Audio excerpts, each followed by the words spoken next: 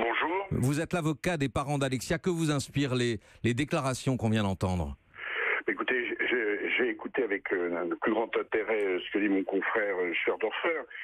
Je pense qu'il faut à ce stade être prudent, parce que les aveux de M. Daval, aussi terribles soient-ils, sont des aveux très partiels. Donc il y aura naturellement à réfléchir et à se renseigner sur quel était le fonctionnement du couple Jonathan-Alexia. Et puis ce qui sera fondamental dans ces affaires-là, vous le savez, c'est l'expertise psychologique et psychiatrique obligatoire en matière criminelle dont fera l'objet Jonathan. Mais sur cette manière, quel était le mode de fonctionnement. Sur cette manière, au soir des aveux et de la mise en examen, d'accabler la victime? Alors, chacun a choisi son système de défense. Il y a certainement dans les propos de M. Scherdorfer des choses qui sont exactes. Des choses qui sont exactes en ce que dans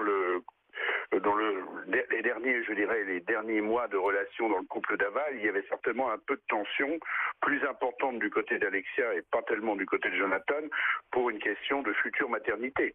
Alors, à quel degré cette tension était, je ne le sais pas, mais en tout cas, mes clients ne le savaient pas parce qu'ils n'avaient jamais remarqué de choses, on va dire, symptomatiques qui auraient pu faire craindre pour la vie de leur fille ou pour la santé mentale de Jonathan. Mais en tout cas, les parents d'Alexia vous en ont parlé. Ils avaient constamment soutenu leur gendre.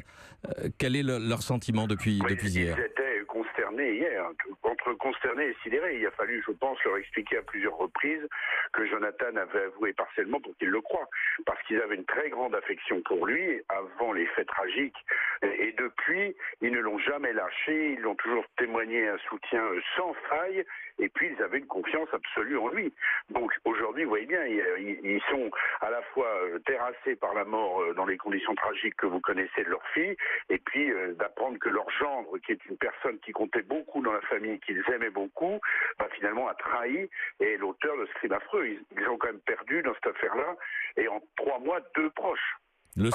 Une qui est décédée dans des conditions affreuses, et puis un gendre qu'ils aiment, qu'ils aimaient, qu'ils aiment, et qu'ils ne reverront jamais, finalement, puisque sans anticiper sur la suite, il y aura des comptes à rendre à la justice pénale. Merci, maître Jean-Marc Florent. Je rappelle que vous êtes l'avocat des parents d'Alexia Daval. Merci d'avoir été en ligne avec nous.